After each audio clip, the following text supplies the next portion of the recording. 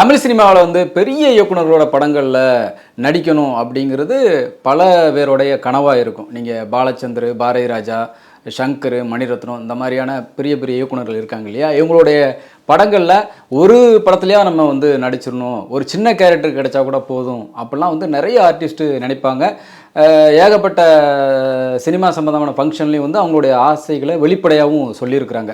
குறிப்பாக மணிரத்னம் கம்பெனியிலேருந்து ஒரு படம் எடுக்கிறாங்க, அந்த படத்தில் வந்து ஒரு வாய்ப்பு வருதுன்னா அவங்க வந்து வேறு வேறு படங்கள் கமிட் பண்ணியிருந்தா கூட அதெல்லாம் ஓரங்கட்டி வச்சுட்டு மணிரத்னம் படமா வாவ் அப்படின்னு சொல்லிட்டு உடனே ஜாயின் பண்ண வந்துடுவாங்க. ஏன்னா அந்தளவுக்கு வந்து மணிரத்னம் படம் அப்படின்னாலே ஆர்டிஸ்டுகள் மத்தியில் அவருடைய டைரக்ஷனாக ஒரு படத்திலாம் நம்ம நடிச்சிடணும் அப்படிங்கிறத ஒரு பெருமையாகவும் ரொம்ப நாள் ஒரு ஆசையாகவும் அதை வச்சுருப்பாங்க. ஆனால் ஜெயம் ரவிக்கு வந்து அந்த ஆசை இருந்ததா என்னன்னு தெரில. ஆனால் அதுவே வந்து அவருக்கு வந்து தானாக அமைஞ்சதுன்னு தான் சொல்லணும். நீங்கள் பொன்னியின் செல்வன் படத்தை எடுத்துக்காங்களேன், அந்த பொன்னியின் செல்வன் அப்படிங்கிற அந்த கேரக்டருக்கு மணிரத்னம் வந்து ஜெயம் ரவியை தான் செலக்ட் பண்ணி போட்டார். அந்த படம் வந்து உண்மையிலே ஜெயம் ரவியோட சினிமா கரியரில் ஒரு முக்கியமான படம் அப்படிங்கிறதுல எந்த மாற்று கருத்தும் கிடையாது. அப்பேற்பட்ட ஜெயம் ரவி இப்போ வந்து மணிரத்னம் கமலை வச்சு எடுத்துக்கிட்டு இருக்க தக்லை பட வாய்ப்பை தவற விட்டுட்டார். ஆமாம், இப்படி தான் இண்டஸ்ட்ரியில் வந்து பேசிக்கிறாங்க.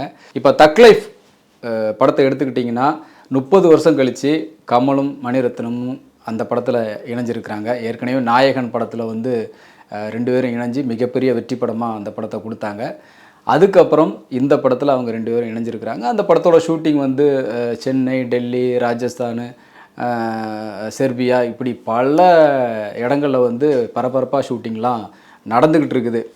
டெல்லியில் வந்து ஃபைட் சீன்லாம் வந்து எடுத்துக்கிட்டு இருந்தாங்க. இந்த படத்தை முதல்ல வந்து மணிரத்னம் ஒரு மல்டி ஸ்டார் படமாக தான் ஆரம்பித்தார். கமல், அப்புறம் ஜெயம் ரவி, துல்கர் சல்மான், அப்புறம் இன்னும் சொல்லப்போனால் சித்தார்த் நடிக்க போகிறாரு, அரவிந்த் சாமி நடிக்க போகிறாரு, இந்த மாதிரிலாம் வந்து நிறைய ஆர்டிஸ்ட்டுகளை வந்து சொல்லிகிட்டு இருந்தாங்க. ஆனால் அஃபிஷியலாக பார்த்தீங்கன்னா ஜெயம் ரவி இந்த படத்தில் இருக்கிறாரு, துல்கர் சல்மான் இந்த படத்தில் இருக்கிறாரு அப்போல்லாம் வந்து போஸ்டரே ரிலீஸ் பண்ணியிருந்தாங்க. நான் ஏன் இந்த 2 பேரோட பேரை மட்டும் சொல்கிறோம்னா, அப்படி அறிவிக்கப்பட்ட இந்த 2 பேருமே இப்போ அந்த படத்தில் கிடையாது. துல்கர் சல்மான் வந்து வேறு வேறு படங்களில் வந்து கமிட் ஆகி இருந்தார். அதனால் மணிரத்னம் கேட்ட தேதியில் அவரால் டேட்டு கொடுக்க முடியல அப்படிங்கிறதான் அவர் தரப்புலேருந்து சொல்கிறாங்க. ஜெயம் ரவியை பொறுத்த வரைக்கும் என்னென்னா, ஏற்கனவே வந்து இந்த செர்பியாலலாம் ஷூட் பண்ணாங்கள்ல, அந்த ஷெடியூலுக்கு வந்து பல்காக டேட்டு கொடுத்துருந்தாராம். அந்த டேட்டை வந்து மணிரத்னம் தரப்பு வந்து சரியாக பயன்படுத்திக்கல, அந்த டேட்டெல்லாம் வேஸ்ட் பண்ணிட்டாங்க அப்படிங்கிறது அவருடைய ஒரு சின்ன வருத்தமாக இருக்குது. இன்னொரு பக்கம் அவருக்கு வந்து இந்த படத்தில் சம்பளம் வந்து ரொம்ப கம்மியாக கொடுத்ததா சொல்கிறாங்க. பொன்னியின் செல்வனில் கொடுத்ததில் 4ல் 1 பங்கு தான் கொடுத்தாரு அப்படின்னு சொல்கிறாங்க. ஏன்னா ஜெயம் ரவி 4ல் 1 பங்கு வாங்குகிற அளவுக்குள்ள ஆர்டிஸ்ட்லாம் கிடையாது. ஆனால் மணிரத்னம் கம்பெனியை பொறுத்த வரைக்கும் சம்பளங்கிறது அளந்து தான் கொடுப்பாங்க. அது காலங்காலமாக அப்படி தான் நடந்துக்கிட்டு இருக்குது.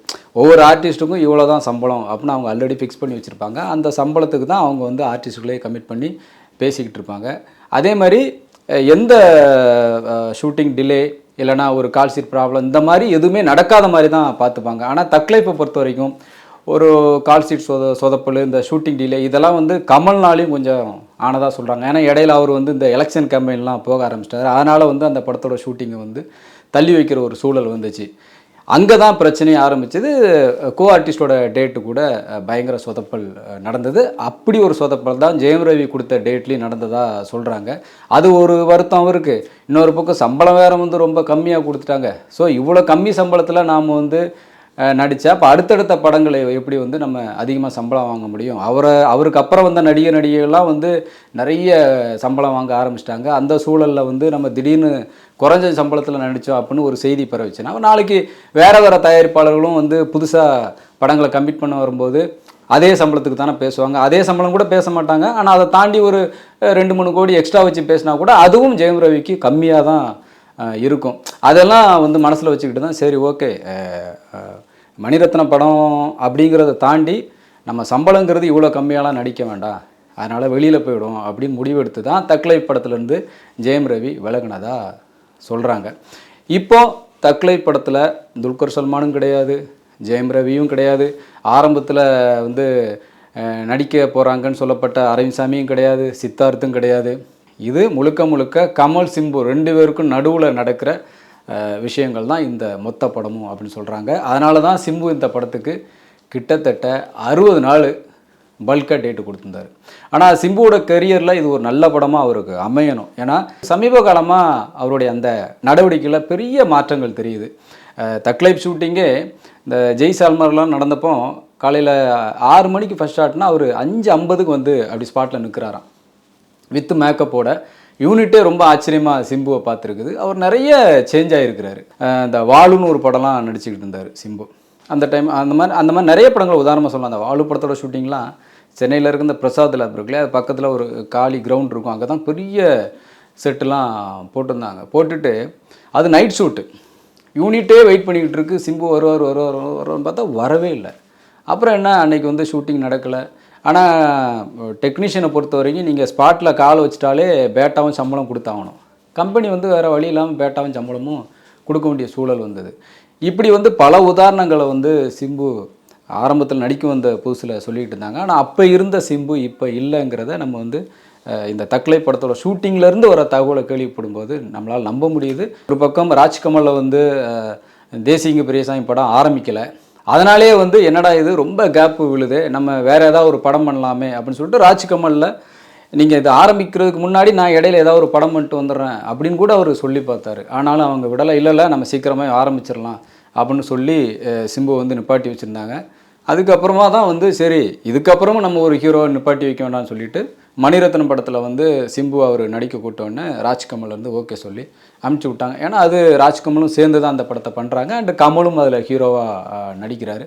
இன்றைக்கி தக்லை படத்தில் கமல் ஒரு ஹீரோனா சிம்பு ஒரு ஹீரோ. அந்த படம் ஆரம்பித்த புதுசில் ஒரு டீச்சர் விட்டுருந்தாங்க. அதை ரங்கராய சக்திவேல் நாயக்கன் அப்படிங்கிற மாதிரி ஒரு டைலாக்லாம் பேசுவார்.